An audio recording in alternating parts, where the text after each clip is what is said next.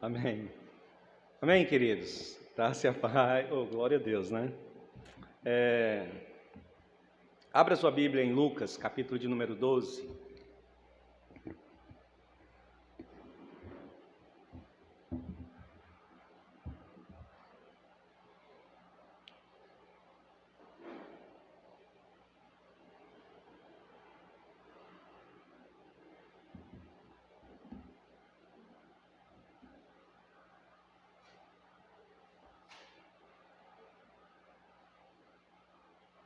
Amém? Todos abriram Lucas, capítulo de número 12. Diz assim: Juntando-se, entretanto, muitos milhares de pessoas, de sorte que se atropelavam uns aos outros, começou a dizer aos seus discípulos: Acautelai-vos primeiramente do fermento dos fariseus, que é a hipocrisia.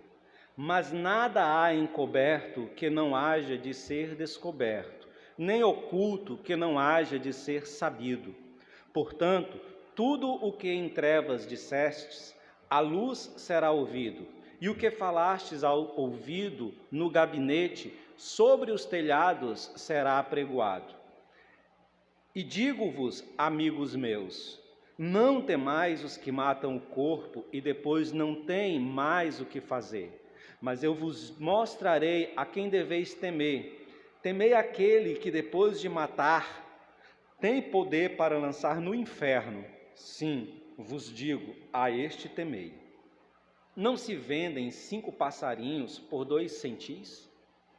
E nenhum deles está esquecido diante de Deus. E até os cabelos da vossa cabeça estão todos contados. Não temais, pois valeis vós mais do que muitos dos passarinhos. E digo-vos que todo aquele que me confessar diante dos homens, também o Filho do Homem o confessará diante dos anjos de Deus. Mas quem me negar diante dos homens, será negado diante dos anjos de Deus. E a todo aquele que disser uma palavra contra o Filho do Homem, ser-lhe-á perdoado. Mas ao que blasfemar contra o Espírito Santo, não lhe será perdoado. E quando vos conduzirem às sinagogas, aos magistrados e potestades, não estejais solícitos de como ou do que haveis de responder, nem do que haveis de dizer, porque na mesma hora vos ensinará o Espírito Santo o que vos convém falar. Consequências eternas do testemunho cristão é o tema da nossa reflexão. Amém? Consequências eternas do testemunho cristão.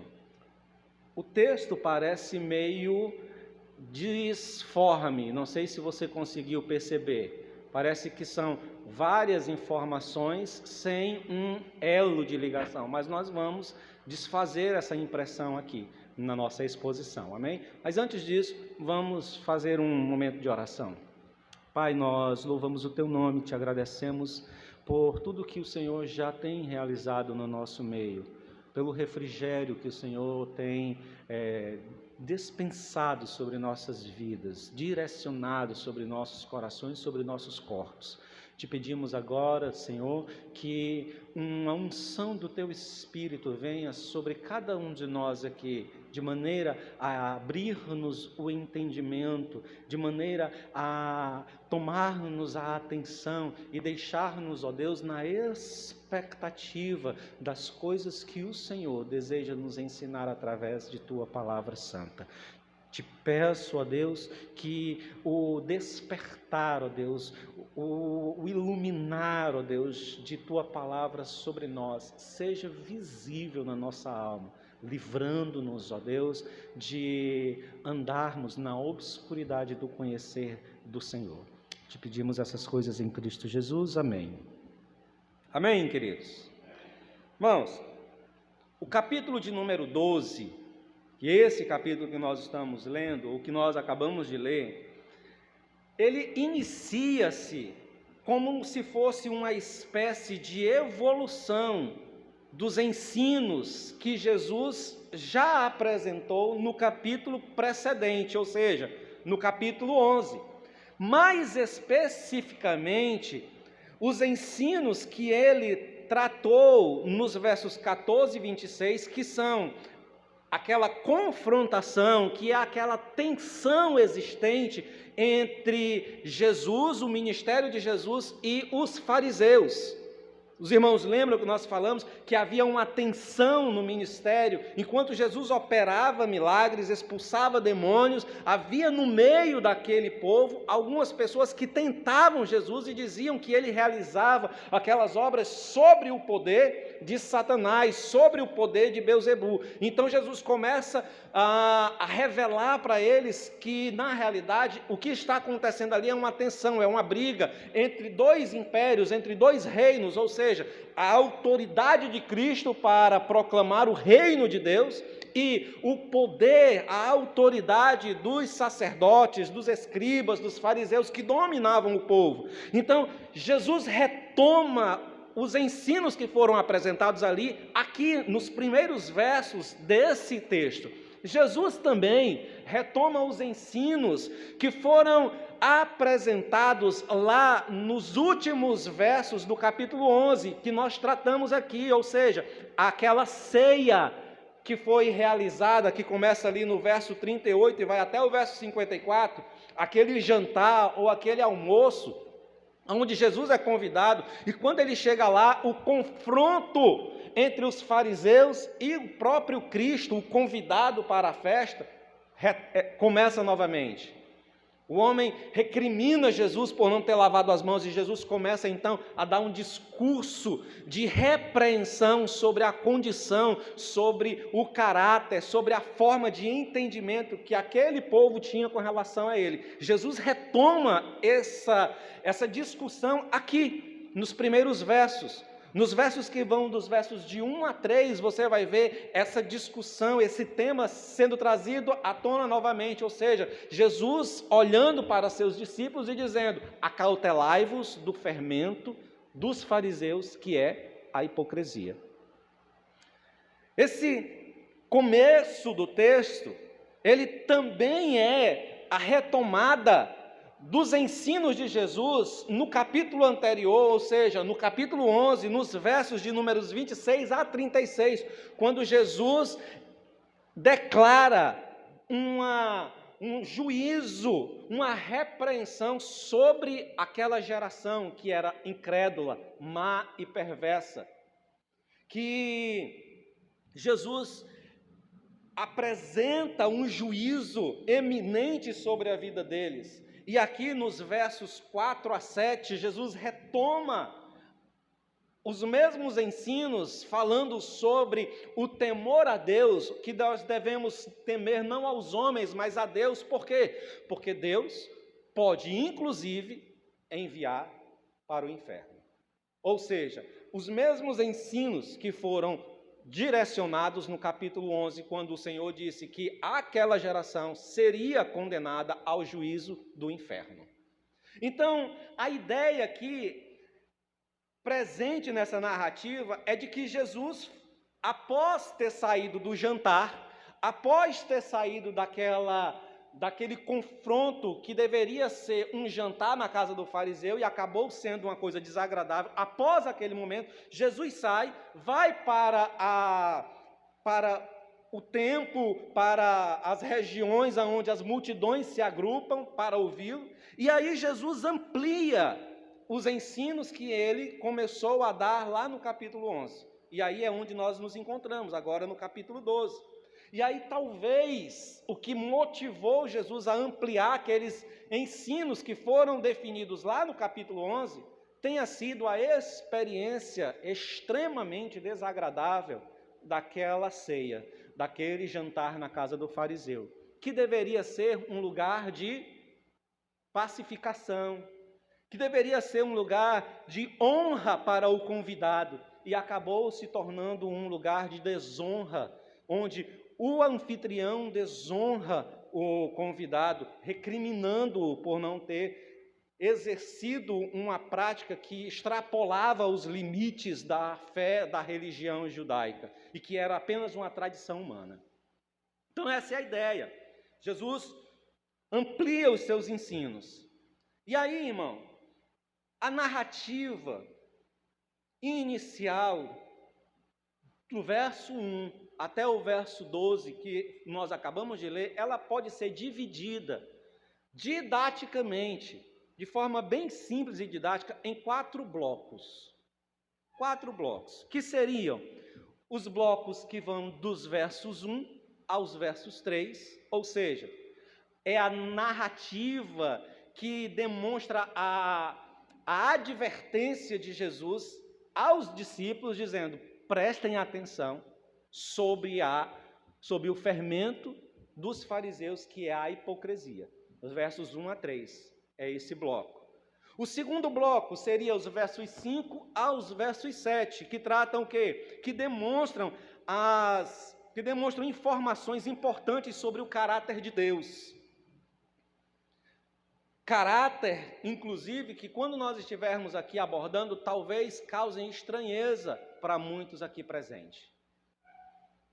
O terceiro bloco seria os que estão nos versos 8 a 10, que demonstram a íntima relação entre as ações que realizamos neste mundo, neste tempo, na vida vindoura, para as consequências na eternidade.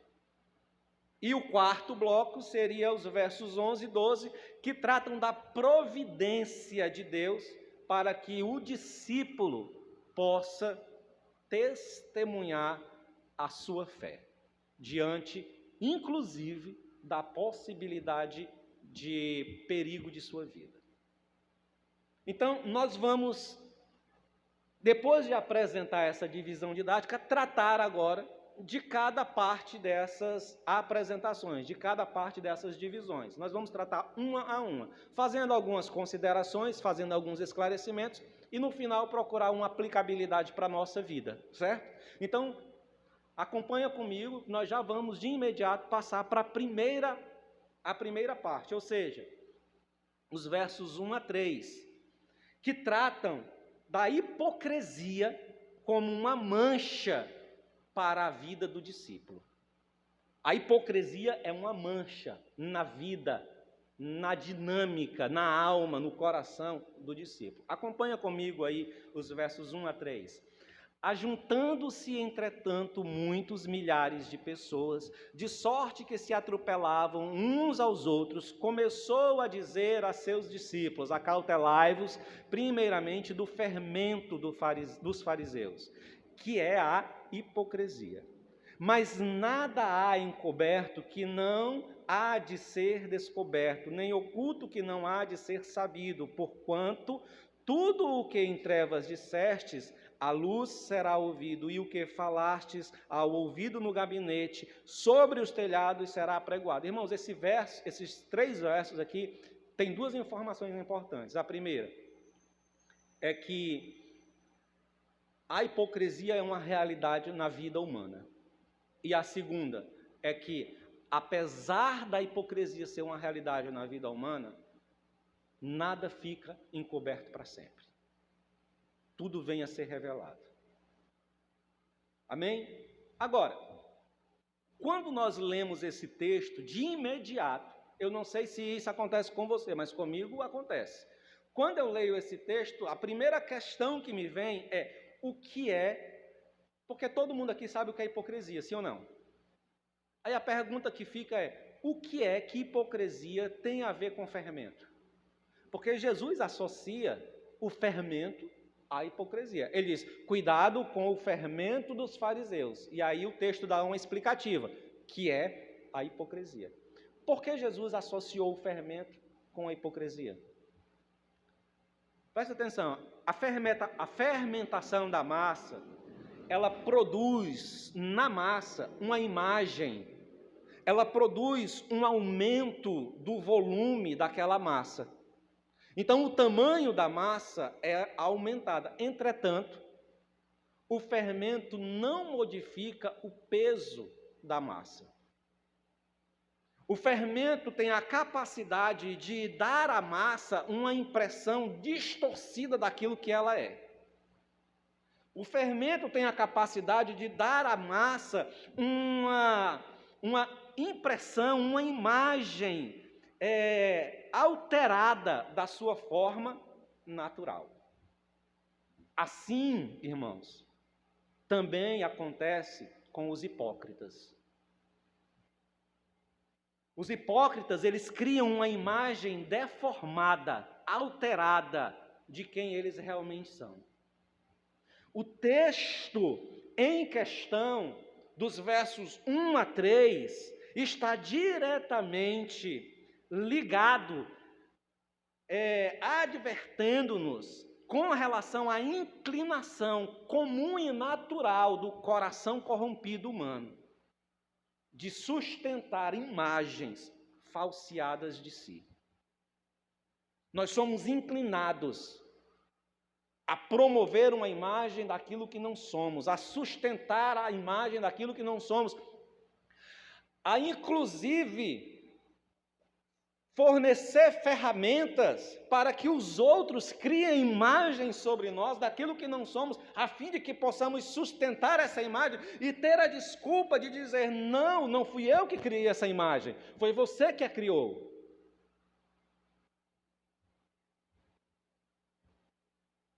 A advertência de Jesus a seus discípulos é a mesma que ele já havia dado em momentos anteriores, em relação à hipocrisia, à falseação da verdade. Mateus, capítulo de número 7, verso de número 16 e 17, Jesus diz assim: é pelos frutos que conhecereis a árvore. E ele diz: é possível alguém colher uva de espinheiros? Ou figo de ervas daninhas? Sendo assim, toda árvore boa produz bons frutos, mas a árvore má produz frutos ruins. Você pode até não identificar de imediato se aquela árvore é boa ou má, se aquela pessoa é boa ou má, se os atos, se aquilo que se apresenta é verdadeiro ou é falso. Mas o que o texto está dizendo é que em um determinado momento, na época dos frutos, a verdade se estabelecerá, a verdade se revelará. Jesus fala lá em Lucas capítulo 12, aqui nesse texto que nós vamos ler mais na frente, nos versos, eu acho que a referência está errada, mas tudo bem, você vai entender. Nos versos que falam sobre o homem insensato e o homem insensato, os dois construíram uma casa. A casa permaneceu em pé por algum tempo, mas depois de algum tempo vieram os intempéries da vida, as chuvas, os rios transbordaram, deram contra aquelas casas, uma permaneceu de pé e a outra caiu. Mas até os ventos soprarem, até os rios transbordarem, as duas casas estavam de pé. Mas só quando os intempéries da vida surgiram, foi que se revelou, se demonstrou, se esclareceu sobre qual fundamento aquelas casas estavam erguidas. Então, o ensinamento sobre a hipocrisia não é um ensinamento novo, é um eco que vem sendo já tratado no ministério de Jesus. Irmãos, não se pode, escute, não se pode sustentar uma falsa imagem para sempre. O ensino de Jesus aqui nesses versos, especificamente no verso 2, quando ele diz: mas nada há encoberto que não haja de ser revelado, descoberto, ou em oculto, que não seja sabido. O ensino claro aqui é que não se consegue enganar, mentir, falsear a verdade para sempre. Como diz o ditado popular, um dia a casa cai. Na época dos frutos, se revela quem somos, o que somos e o que está no nosso coração.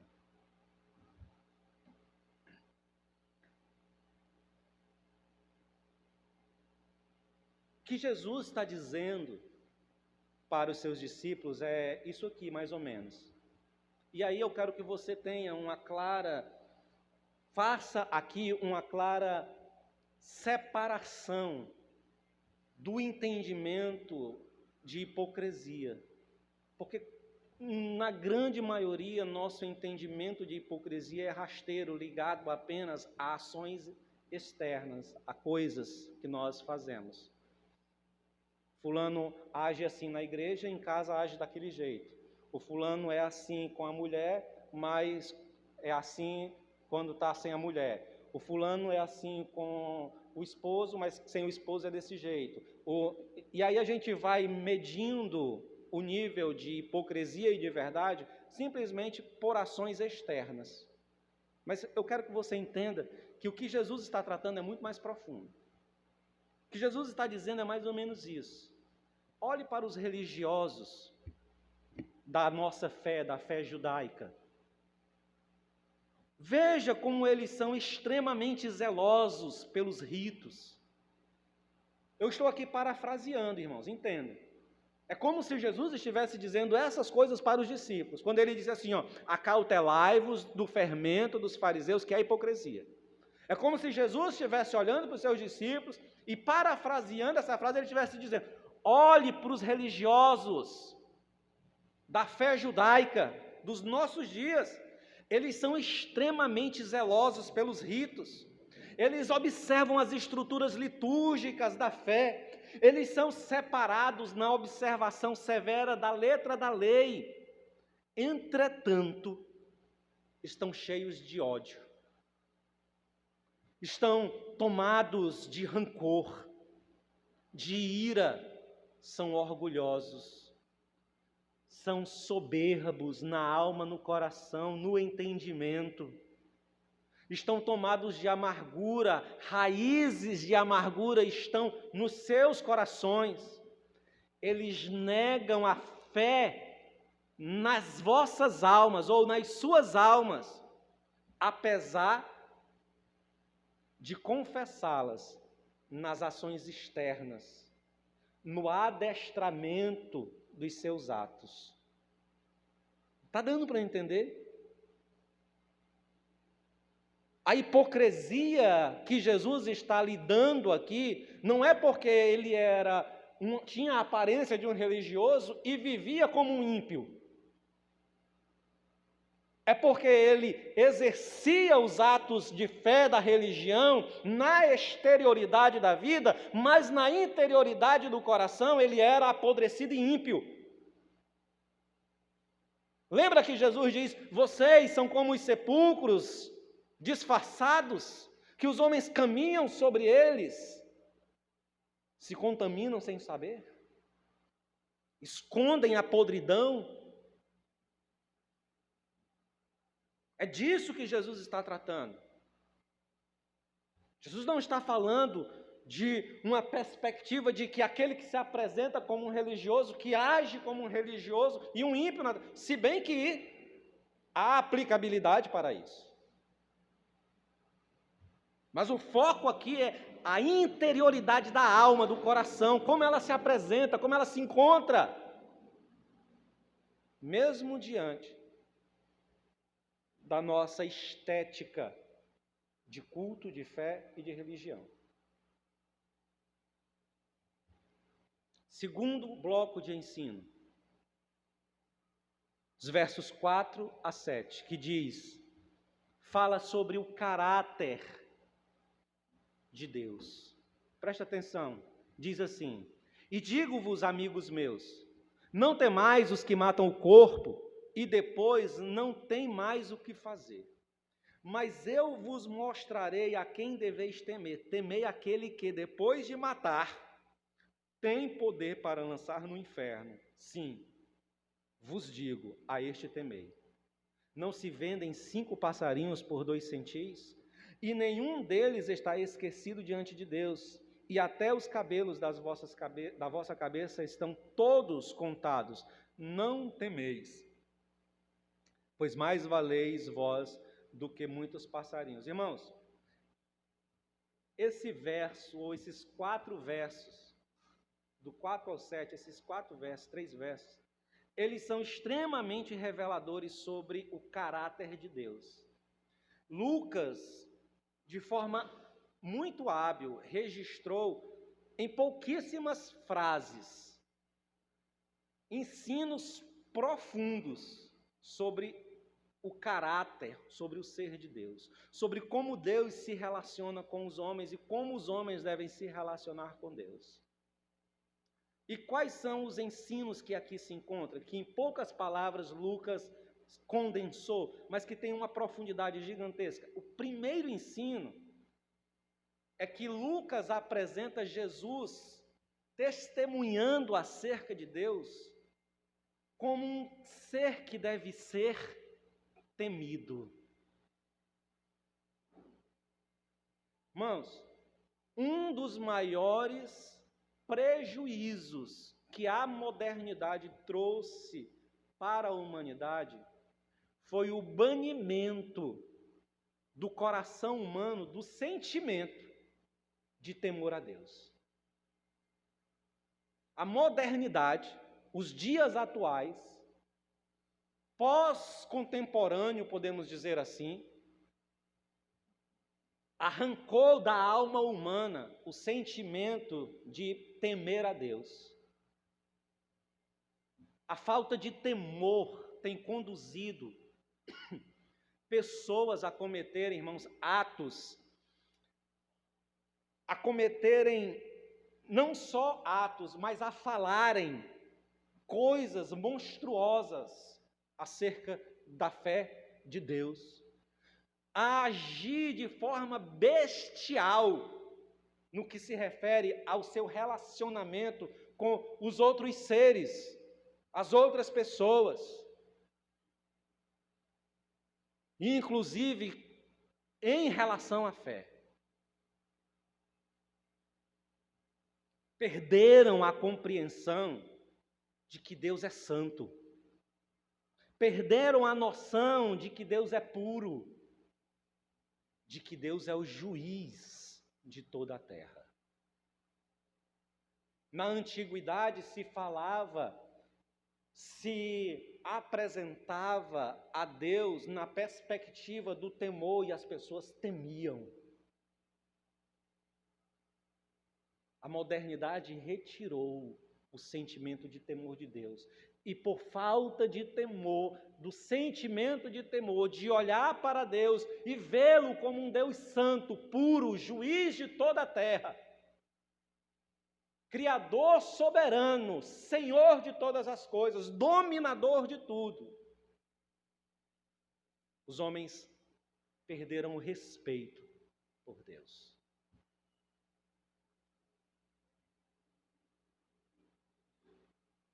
Jesus apresenta os seus discípulos e diz: qualquer temor que você tenha, qualquer medo que você possua de qualquer estrutura desta terra, deste tempo, é nada diante do ser de Deus. Ele diz: se é para temer, tema a Deus. E aí Jesus apresenta um outro conceito. E ele diz: tema a Deus, porque Deus mata. Deus mata. Talvez isso aqui cause um extremo desconforto no seu coração. Mas esse desconforto irmãos, porque ao longo dos anos você foi alimentando uma ideia distorcida, romantizada sobre o ser de Deus.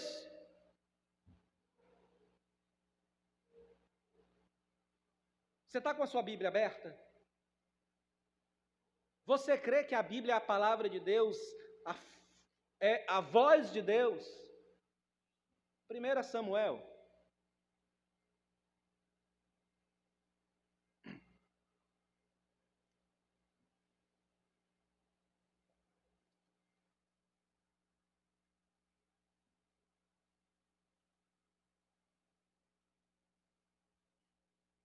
Primeira Samuel, capítulo 2. Acompanha comigo aí o que está descrito nos versos 6 e nos versos 7 de 1 Samuel, capítulo 2. Diz assim: o Senhor é quem tira a vida e a dá. Faz descer ao Seol a sepultura, e da morte pode resgatar. O Senhor faz empobrecer e enriquecer. Ele humilha e ele exalta. Quem é que tira a vida? O Senhor. Continua com a sua Bíblia aberta. Vá para Deuteronômio. Deuteronômio, capítulo de número 32.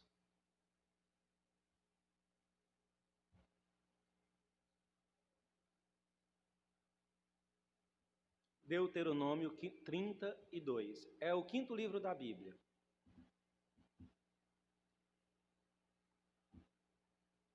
Capítulo 32 de Deuteronômio, verso de número 39, diz assim, ó: vede agora que o eu sou, e mais nenhum Deus há além de mim. Eu mato, eu faço viver, eu firo e eu saro, e ninguém há que escape das minhas mãos. Isso é difícil de engolir, né, irmãos? Mas você está lembrado do dilúvio? Quem foi que trouxe o dilúvio sobre a terra? Para fazer o quê? Para matar. Matar toda aquela geração. Você está lembrado de Sodoma e Gomorra? Quem fez descer enxofre do céu? Para quê? Matar. Destruir todas aquelas cidades. Não só Sodoma e Gomorra. Sodoma e Gomorra são as cidades representativas porque elas eram as maiores. Mas todas as cidades daquela planície foram destruídas. Você está lembrado de Corá e Abirão, que se rebelaram contra o Senhor? O que foi que aconteceu com eles? Deus mandou separar. A terra se abriu e engoliu-os vivos. Não só eles, inclusive os animais. Você está lembrado de usar aquele que ia conduzindo a arca da aliança quando ela estava sendo levada em carros de boi? Que quando os bois tropecaram, que a arca parecia que ia cair da carroça, ele quis tocar na arca, ele era proibido tocar na arca. O que foi que aconteceu? O texto bíblico, irmãos, diz que Deus o matou.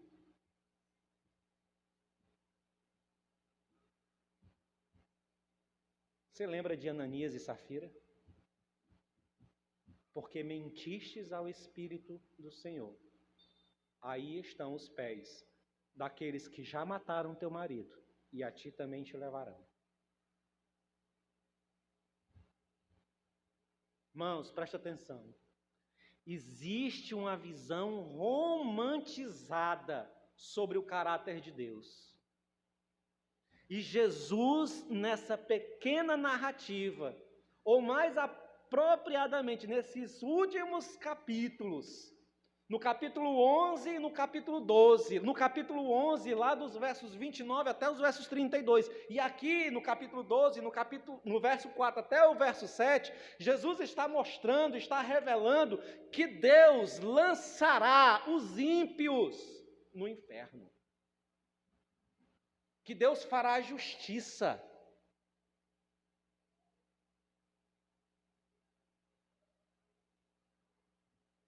Deus é fogo, fogo consumidor.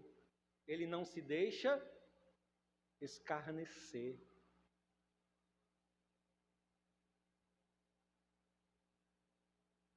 Então, é preciso, irmãos, que eu e que você abandonemos essa imagem romantizada sobre o ser de Deus. Ele é juiz. E ele tem poder e autoridade, ele é soberano, ele é o dono da criação. Ele dá a vida e tira, de acordo com a sua santa vontade, de acordo com os preceitos por ele estabelecidos, de forma soberana. E não há quem possa acusá-lo de injustiça, de impiedade, pois ele é santo, justo.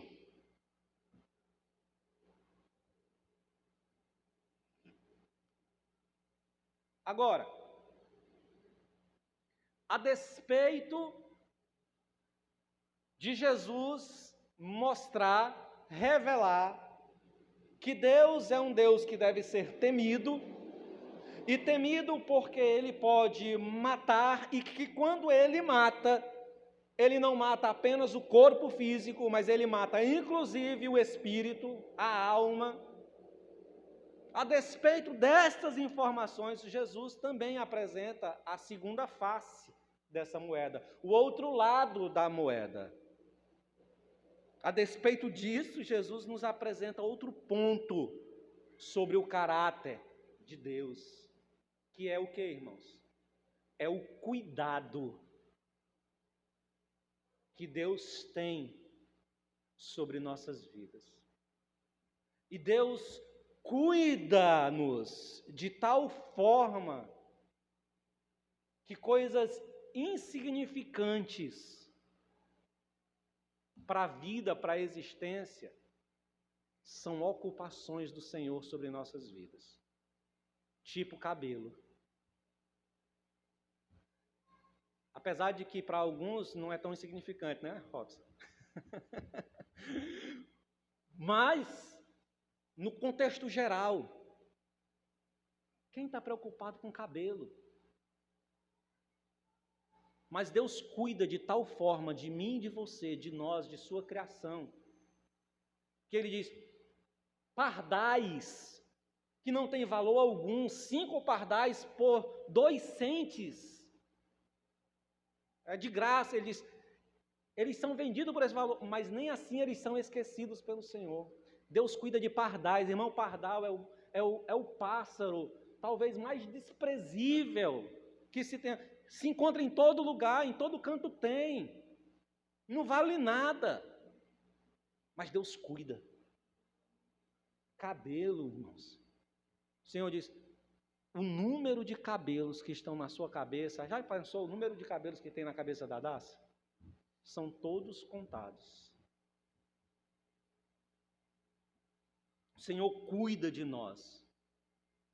Então, a despeito de olhar para Deus e apenas enxergá-lo como um ser que deve ser temido,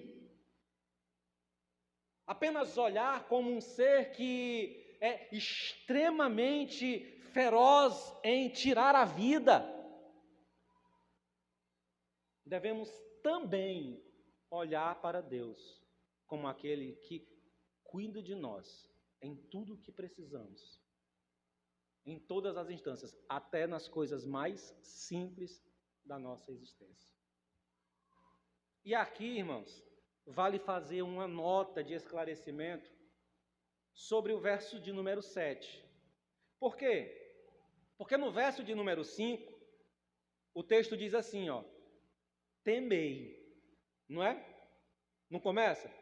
Temei, eu vou lhe mostrar quem você deve temer. Então é uma ordem explícita para você temer a Deus. Mas no verso 7, ele diz assim, ó, não temais. E aí, é uma contradição? Não tem nada a ver com isso. A ordem explícita é para você temer a Deus. Entretanto, no verso 7, ele está dizendo, não tenha cuidado exacerbado com a sua vida. Ou seja, não tema pela falta, não fique ansioso, porque você não vai ter o cuidado. Ele está dizendo, porque o Senhor cuida de você. Então, o temor aqui o não tema aqui tem o sentido de que não tenha tanta preocupação, não tenha tanta ansiedade sobre como você vai se sustentar, como você vai viver. Por quê? Porque nas coisas mínimas o Senhor cuida de você. Amém? Terceiro bloco desse ensino. Consequências espirituais consequências espirituais que têm seu início nas coisas que escolhemos aqui na terra. Verso de número 8 a 10, olha aí comigo, presta atenção. Diz assim, ó, e digo-vos que todo aquele que me confessar diante dos homens, também o Filho do Homem o confessará diante dos anjos de Deus. Mas quem me negar diante dos homens, será negado diante dos anjos de Deus. E todo aquele que disser uma palavra contra o Filho do Homem, ser-lhe-á perdoado. Mas ao que blasfemar contra o Espírito Santo, não lhe será perdoado. Irmãos, Jesus coloca a eternidade dos homens dentro do ambiente histórico desses homens. Ou seja, é como nós vivemos aqui. É como o que nós fazemos, as escolhas que temos, os posicionamentos que possuímos ou que tomamos, dentro deste tempo, dentro dessa história, dentro da vida. São essas coisas que terão consequências, que terão desdobramentos para a eternidade. Jesus está dizendo, se você me nega aqui, na eternidade, isso terá uma consequência. Se você me recebe aqui, na eternidade, isso terá uma consequência. E aqui cabe uma outra nota explicativa para nós. Ou seja, quando Jesus está dizendo, aquele que me confessar, aquele que me negar, essa expressão não tem o sentido de um ato, de uma ação específica num tempo da história da vida, uma ação tomada, uma oração feita no caso de uma confissão de Jesus Cristo, ou seja, eu quero confessar o nome de Jesus como meu Senhor e Salvador, porque ele diz que aquele que confessar a Jesus diante dos homens, ele confessará o meu nome diante dos anjos, então eu quero confessá-lo aqui, e aí você levanta a mão na igreja, você levanta a mão seja lá onde for, e diz eu quero confessar, e faz uma oração que é uma oração repetida, a pessoa diz para ti, ore assim, você ora, e faz aquela oração, pronto, recebeu Jesus, confessou Jesus, está tudo resolvido. Não é isso. Não é isso. Confessar aqui tem um sentido muito mais amplo. A ideia aqui é de tomar partido. A ideia aqui é de escolher lado, de associar-se, de identificar-se continuamente com essa confissão. Então, dizer que confessa a Cristo precisa acompanhar uma vida, uma história associada a Cristo. Assim também, negar a Cristo é uma dinâmica de vida aonde Cristo não faz parte da sua vida. Então, o que eu estou querendo dizer é que, na prática, o que Jesus está dizendo é que confessar é um modo de vida e não uma ação específica, num tempo, que pode ficar no passado, que pode ser esquecida. Não. É um modo de vida. Assim como negá-lo também é um modo de vida, onde cada ação, cada escolha, cada projeto de vida é uma negação de estar associado com Cristo. Uma segunda coisa que esses versos podem nos falar e que é pertinente para nós aqui falarmos, não vamos deixar de citá-los, apesar de já estarmos nos estendendo, mas não vamos deixar de falar, porque é pertinente, é o que o texto fala sobre a blasfêmia contra o Espírito Santo. Irmãos, nessa passagem, nessa narrativa, Lucas desassocia completamente a blasfêmia do Espírito Santo com o ato desassocia com aquela acusação que os fariseus fazem de ele estar operando milagres pelo poder de Beelzebu. Aonde é que essa narrativa acontece? Capítulo 11, verso 14 em diante. Jesus está expulsando os demônios e os líderes religiosos dizem que ele está realizando aquele ato pelo poder de Beelzebu. E acabou-se. E aí Jesus começa um embate com eles, sim ou não? Ok. Só que lá em Marcos, capítulo de número 3, versos 28 e 29, e em Mateus, capítulo 12, versos 31 a 32, Marcos e Mateus associam a blasfêmia ao Espírito Santo, a expulsão do demônio e a acusação de que aquelas obras estavam sendo feitas pelo poder de Satanás. E aí, aqui na narrativa de Lucas, Lucas associa a blasfêmia ao Espírito Santo a outra coisa. E aí a gente fica, o que na realidade é a blasfêmia contra o Espírito Santo? O que envolve a blasfêmia contra o Espírito Santo? Eu quero que você preste atenção para você entender. Uma outra informação pertinente aqui, que vai nos ajudar a entender o que é a blasfêmia do Espírito Santo, o que envolve blasfemar contra o Espírito Santo, é que Jesus vai associando o Espírito Santo a diversas situações na sua vida, ou nessa narrativa. Preste atenção.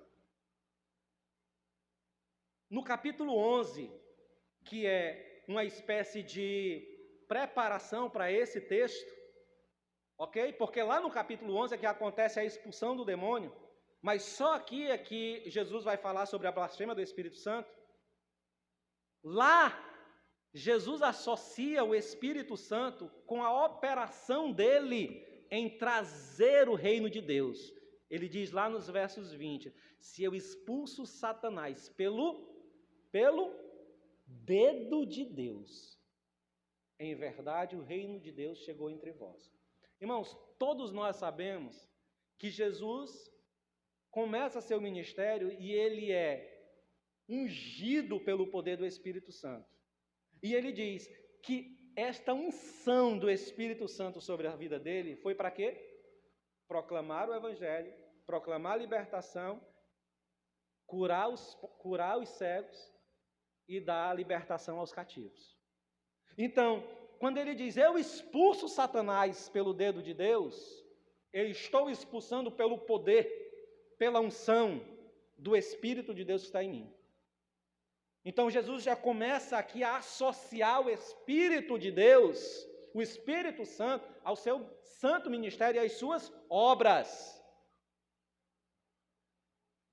Ele relaciona o Espírito Santo com a decisão de confessá-lo ou de negá-lo. Preste atenção, os versos 9 e os versos 10. Você está com a sua Bíblia aberta? Verso 9 diz, mas quem me negar diante dos homens será negado diante dos anjos. E todo aquele que disser uma palavra contra o Filho do homem será perdoado, mas quem blasfemar contra o Espírito Santo não lhe será perdoado. Preste atenção, irmãos. Jesus está associando o confessar o seu nome ou o negar ao seu nome à obra do Espírito Santo. Abra sua Bíblia em João, capítulo de número 16.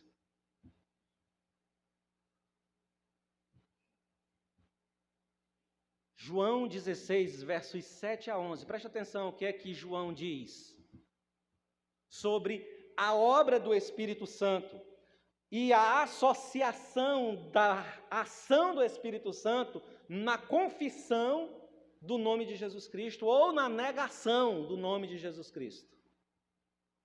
João 16, 7 a 11, ele diz: mas eu afirmo, isso é Jesus dizendo, mas eu afirmo que é para o bem de vocês que eu vou. Jesus está falando que vai para o Pai.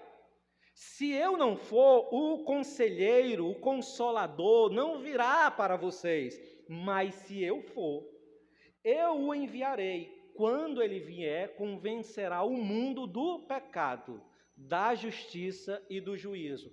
Do pecado, porque os homens não creem em mim. Então Jesus está associando aquele que reconhece, que confessa o seu nome, à operação, ao trabalho, à influência, à ação ministerial do Espírito Santo. Ele associou o Espírito Santo ao ministério de glorificar o seu nome. Olha aí os versos 11 e 12. E quando vos conduzirem às sinagogas, aos magistrados e potestades, não estáis solícitos de como ou do que haveis de responder, nem do que haveis de dizer, porque na mesma hora vos ensinará o Espírito o que vos convém falar. O que Jesus está dizendo? É que quem vai fornecer o combustível, a informação, a fala, a argumentação para os discípulos proclamarem, testemunharem de sua fé, do nome de Cristo, é o Espírito Santo. Então Jesus está relacionando o Espírito Santo com várias coisas a seu ministério. Jesus, inclusive, está relacionando o Espírito Santo dentro de um contexto de narrativa onde se inicia com Jesus recriminando a hipocrisia.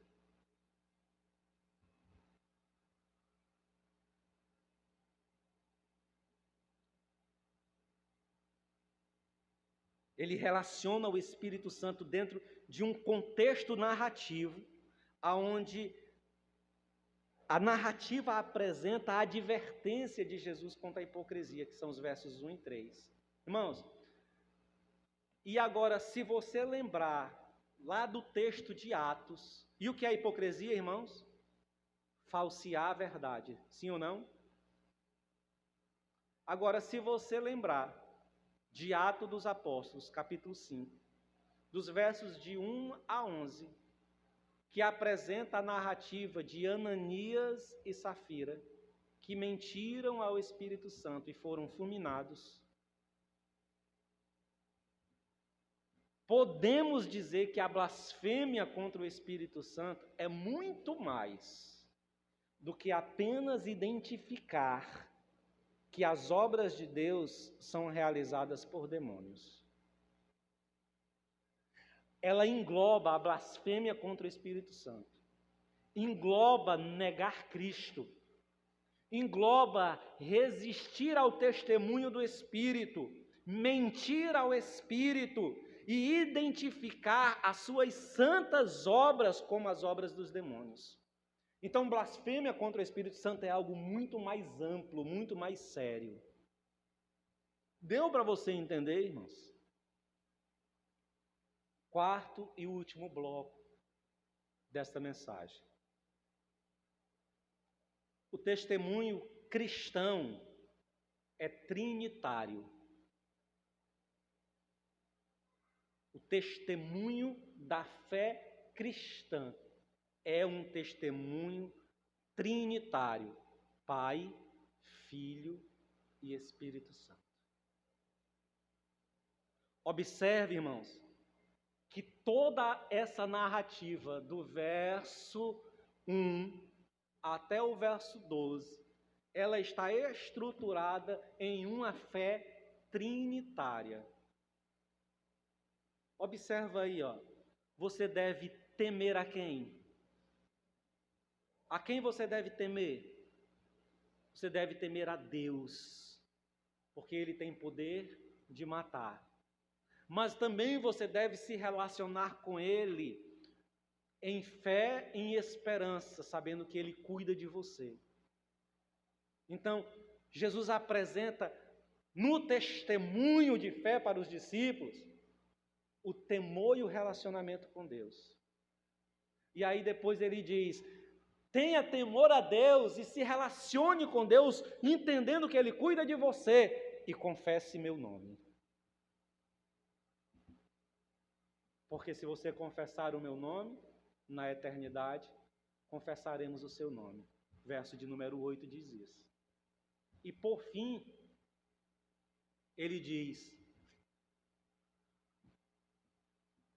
que nós devemos confiar no Espírito Santo, porque é Ele que vai nos auxiliar a dar testemunho de Cristo diante das autoridades, mesmo quando nossa vida estiver sob risco de vida.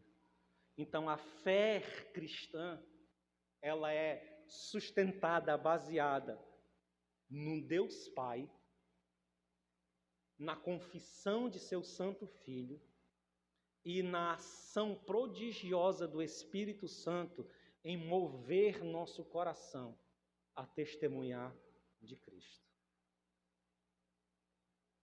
Quem está fora desse tripé não pode se considerar cristão. Quem está fora desse tripé cai no erro que Jesus aponta no capítulo 11. Não ajunta comigo, espalha.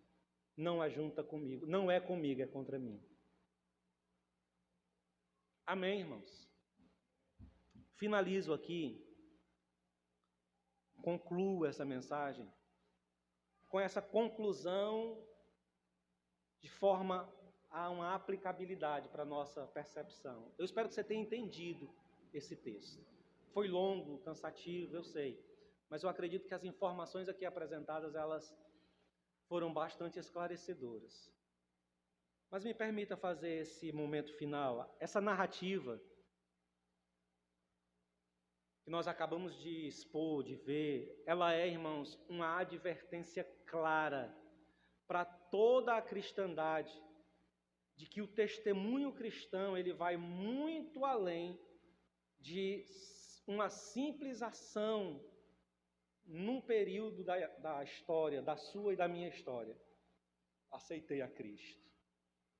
Esse texto fala que é um testemunho para mim e para você, de que confessar o nome de Cristo é associar-se a Cristo e viver para Cristo. Não é apenas um ato, mas é uma vida que revele esse ato. Essa narrativa, irmãos, ela mostra que o testemunho cristão está configurado, está firmado numa declaração trinitária. Temor a Deus e confiança na sua bondade, na sua graça e no seu cuidado. Tomar partido por Cristo, associar-se a Cristo, confessar a Cristo, o Filho bendito deste Deus a quem devemos temer. E ter uma vivência diária apegado ao Espírito Santo para que Ele nos auxilie a dia após dia confessar a Cristo, dia após dia, permanecermos associados a Cristo, dia após dia, termos ânimo para testificar de Cristo. Mesmo que a nossa vida corra risco de morte. E acima de tudo, esse texto chama a mim e a você a termos um cuidado comprometido para não enveredarmos na sedução perigosa da hipocrisia, mentindo ao Espírito Santo, negando a Cristo na alma, apesar de apresentar nas ações externas, estar seguindo a Cristo. A sedução de sermos hipócritas no sentido de resistir ao testemunho do Espírito, quando Ele nos afirma que estamos errados, equivocados, que precisamos de conversão, que precisamos de arrependimento.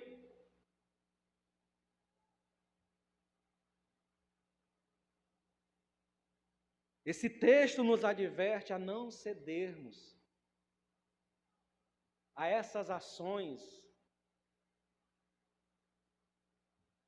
tendo no coração, irmãos, agindo assim, esteticamente, no lado externo da vida, onde tudo se pode ver, tudo se pode medir, tudo se pode perceber, criando uma falseação da verdade, da intimidade do coração, quando a nossa alma, quando o nosso coração continua arrogante, quando o nosso coração, a nossa alma continua apodrecida no ódio, no rancor, na perversidade,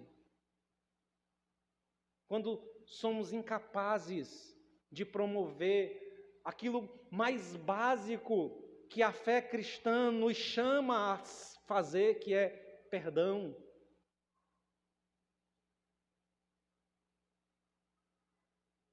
Quando não temos a capacidade de esticar a mão ao outro, em solidariedade, em cuidado, mútuo cuidado.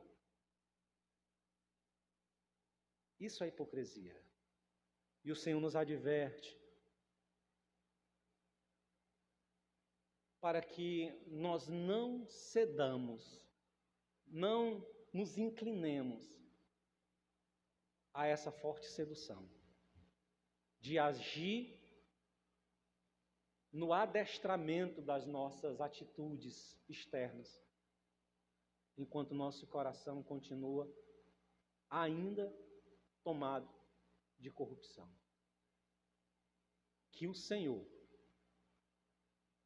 encontre em mim e em você um coração, uma alma, um espírito que se permita ser mudado, transformado, aberto, para que Ele faça obras extraordinárias de salvação sobre nós. Pai, nós te louvamos por Tua bondade e graça, por Teu amor, por Tua palavra, por Teus ensinos. Te louvo por esta igreja, por esta casa, Senhor, pelas vidas que aqui se encontram e que amam ao Senhor, que desejam de Ti, Senhor, uma vida que não está associada com o fermento dos fariseus, que é a hipocrisia, e que reconhece o Senhor como um Deus excelso, soberano, e nos apresentamos diante de Ti tomados de temor, de respeito.